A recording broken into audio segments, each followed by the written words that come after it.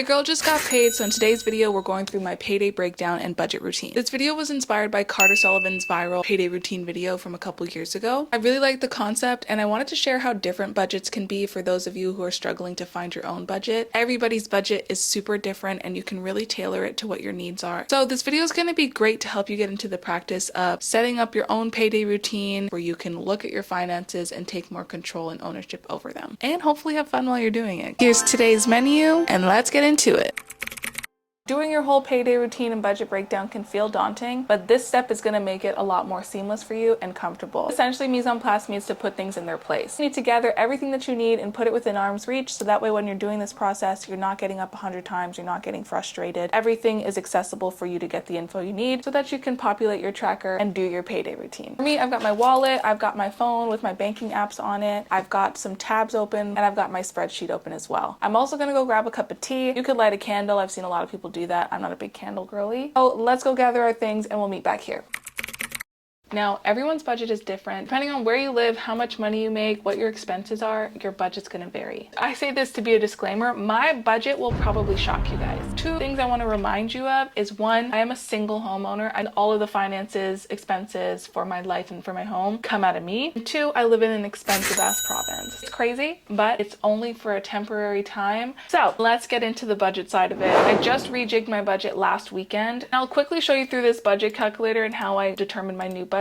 With my budget calculator, I've split it into a few steps. The first step is getting the actual budget calculation. The way that I determine that is to determine all of my expenses. A lot of people just do fixed expenses. I like to include all of my expenses that I know are going to stay with me. So these are my non-negotiables. I'm boycotting Netflix, so I actually need to cancel that. I totally forgot I had them. But other than that, these are all the things that I know on a monthly basis I'm going to deal with. The only sort of variable expense I have in here is my hydro bill. So I've just looked at the last couple of hydro bills that I paid, found the highest bill, and then used that as my sort of budget. That way, if it's less, great for me, and if it's not less and it's around the same as the highest one, I already budgeted for that. Step two is to determine my monthly income. I like to make sure I put my standard paydays. I don't like to budget for extra money that comes in because it's not sustainable. Step three, I had my sections here with calculations that are automatic, so I have got 23% left of my income. And that means that my monthly expenses take up 76% of my income. It's insane, but it's not something that I plan to be living with for very long, so we're just buckling down and we're getting through it. Now I go into my budget rule breakdown. Some people do 50-30-20, some people do 70-20-10. Essentially, your budget needs to total up to 100%.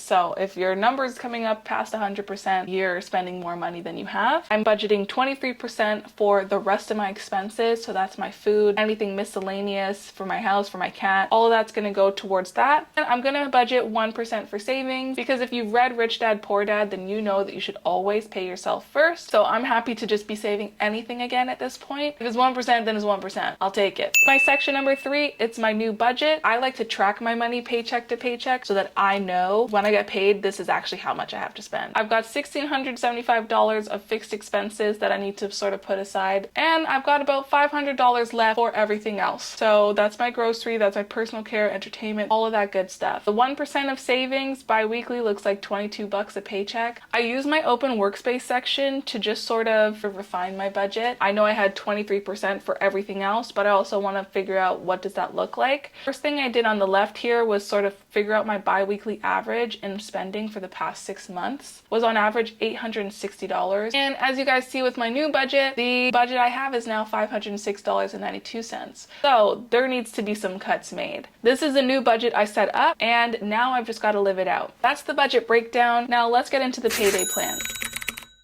My payday plan is a consistent one. When I get paid, I pay myself first, so that's my savings, and investing if I've got extra left over, which is not right now. Paying my debts and expenses, and then it's checking my damage report. I'm telling you guys right now, your girl had her period, she was craving like crazy. Door dashing was absurd. I'm not expecting to come in under budget. I'm just here to report on my spending and improve for next month, right? Like that's all we're looking to do here, and this practice lets us do that. So let's look into the monthly tracker.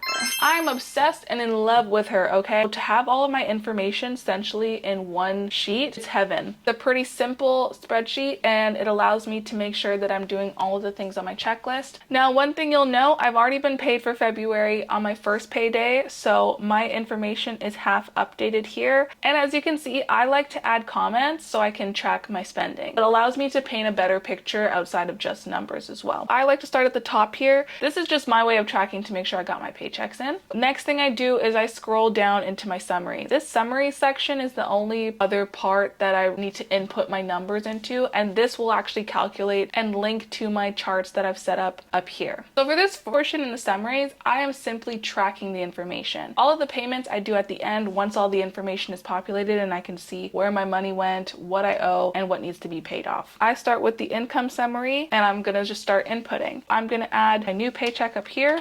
2931.07, brings me at 5134, and I just like to also know what my paydays were. Now, variable income, this is anywhere that I'm not expecting money on a monthly basis, but I could be getting paid for. Fetch is just my own like personal side business. So I'm also incorporated, so if I do any contract work, that's where I would track that income. I also like to track what I got paid back. My Amazon Prime is basically the hub. If anybody needs anything, I'm always the one to order it, and then they just pay me back. So I have a section that tracks that because my dad, he do be loving Amazon, okay? And then any gifted money. Did get gifted money, $50 because I won a bet. And then this section here is my Wealthsimple interest. So I have a cash account that earns interest with Wealthsimple. I earned $2.51. Woo! Also got my YouTube section. That's just me manifesting. One day I will be able to monetize my YouTube, and that's why I'm gonna be checking my income, baby.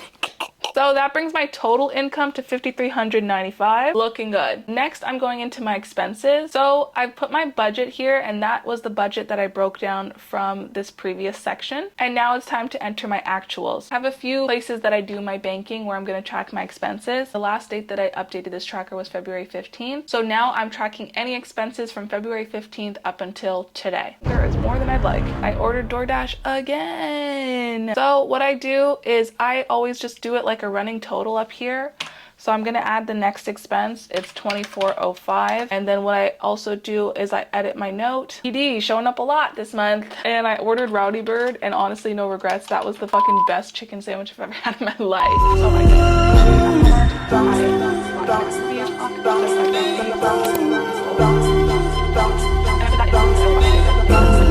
When it comes to my expenses summary, I've completed that. My budget was $1,010. So far, my actuals are $1,221. I'm $211 over budget.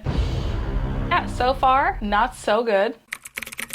So next I go into my debt payments section. My mortgage payments come out bi-weekly. It's pretty seamless in that sense. And I've checked into my banking and the next mortgage payment has come out. So now I can just update the formula to multiply that by 2, and that has been paid. So when it comes to my Amex, as you can see, I paid $960 on February 15th. I'm actually going to add a new section for the next payment that I'm doing, which is going to be today. I always pay my credit card in full because, again, that's where I spend all of my expenses. So if I'm doing things according to my budget, I should be able to pay it off in full each paycheck. I just like to highlight because the payments I do at the end, we are just tracking right now. A payment has already been made for $93.86, which came out yesterday. It's on auto pay, so I guess they're going to take out the remaining balance of $99.67 at some point. Next is my condo fees. They already came out the 1st of February. I only pay them monthly, so nothing's changing there. Along with my bank fees, those only come out monthly. Lastly, when I look into my savings, as you guys know, I should be saving $44 a month. I didn't save anything from my last paycheck, so I'm going to be transferring $44 into my savings account this paycheck. So I've tracked everything that I've spent my money on. It's time to start making some payments. All I actually need to pay is my Amex and put some money into savings. Now, like I said, rule number 1, you always got to pay yourself first. Of course, auto pay set up, so I actually did pay all my bills first, but I still like to, after the fact, make sure that the first thing that I do is transfer money into my savings account.